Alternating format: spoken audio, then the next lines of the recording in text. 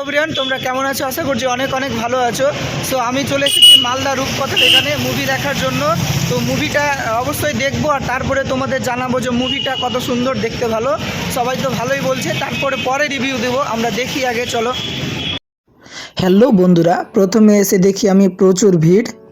তা আমি আগে টিকিট কাউন্টারে ভিডিওটা আমি তোমাদের দেখালাম, যেহেতু আমিও ফার্স্ট এসেছি এই হলটাতে। রূপকথা আমাদের মালদা ডিস্ট্রিক্টে রয়েছে এই হলটা। তারপর আমি টিকিট কাটলাম। টিকিট, এই যে টিকিট, রূপকথা লেখা রয়েছে। তারপরে আস্তে আস্তে ভিড় বাড়তেই লাগলো। এত ভিড় হলো যে বলার কথা নেই। যে মানে আমি দেখেছিলাম সেকেন্ড উইকে, হয়তো ভিডিওটা পোস্ট করতে দেরি হয়েছে, এখন পোস্ট করলাম। কিন্তু প্রচুর ভিড়। এই যে এবার ছেড়ে দিচ্ছে, তারপরে আমরা ঢুকবো। এত ক্রাউড যে বলার কথা নাই। সেকেন্ড উইকেও যদি এত ভিড় হয়, মানে এত ক্রাউড হতে পারে, তো অনেক এক্সাইটেড ছিলাম যে মুভিটা কেমন হবে। দেখি সবাই রিভিউ তো ভালোই দিচ্ছে, যে পুষ্পা 2 মুভি অনেক সুন্দর, অ্যাকশন, তারপরে ড্রামা, তারপরে হচ্ছে অ্যাক্টিং, মানে অল প্যাকেজ ধরা হবে, মানে এন্টারটেনমেন্ট। তো আশাই করছি অনেক সুন্দর হবে। তো আগে ভেতরে ঢুকি, তারপরে দেখব কেমন হচ্ছে, কেমন লাগছে। হলটা ডেকোরেশন খুব সুন্দর। স্টার্ট হয়ে যাচ্ছে, খানিক দেখালাম তোমাদের। প্রথমে যে স্টার্টিং হলো, সেটা দেখে অনেক সারপ্রাইজ হয়ে গেলাম যে এত সুন্দর মুভি, দারুণ মুভি। এবার হচ্ছে হাফ টাইম, তাই অ্যাড পড়েছে। আমি পুরো হলটা কভার আপ করার চেষ্টা করছি। দেখতেই পাচ্ছ তোমরা, এই যে অ্যাড পড়েছে। হল ফাঁকা এখন। সবাই কিছু খাবার নিয়ে আসতে গেছে, আর আমরা বাইরে থেকে খাবার খেয়ে তারপরে আবার ভিডিও করতে স্টার্ট করলাম, আমি আর আমার বন্ধু। তো দেখতে পাচ্ছ রূপকথা খুব সুন্দর, ডেকোরেশনটাও খুব সুন্দর। তারপরে এসি আর নন এসি দুটোই রয়েছে। স্টার্ট হয়ে গেল। এই দৃশ্যটা অনেক সুন্দর দেখতে, ব্যাপক লেগেছে, এক্সপিরিয়েন্স থিয়েটারে দেখে। আর এই নাচটা দেখে তো সবাই ফিদা, এত সুন্দর ডান্স যে শ্রীলীলা করেছে। হ্যালো গাইস, মুভিটা খুবই সুন্দর। আসলাম, যতটা আমি রিভিউয়ে দেখেছিলাম, অনেকজন রিয়াকশন দিয়েছে। সত্যি আমি সেকেন্ড উইকে দেখছি মুভিটা, তো আমাকে সত্যি দারুণ লাগলো।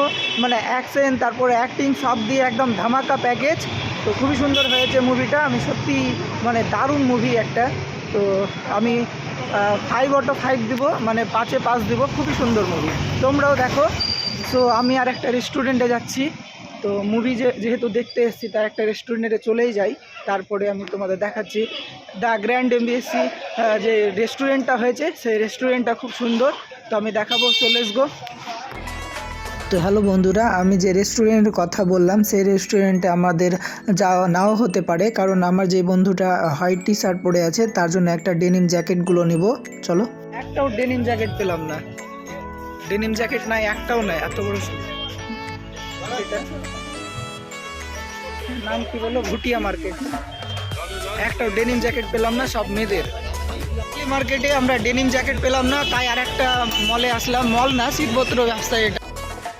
তো মালদা শুভঙ্কর শিশু উদ্যানের পার্কের পার্শ্বে রয়েছে এই শীতবস্ত্র পাইকারি বিক্রেতা এই মার্কেটটা। তো এই মার্কেটটা আমরা পুরোটাই কভার আপ করলাম, কিন্তু একটাতে ওর সাইজ হচ্ছে না। না এক্সেল হচ্ছে, না ডবল এক্সেল হচ্ছে, একটাও কোনো কিছু হচ্ছে না। সে ট্রায়াল করছে আর হচ্ছে না।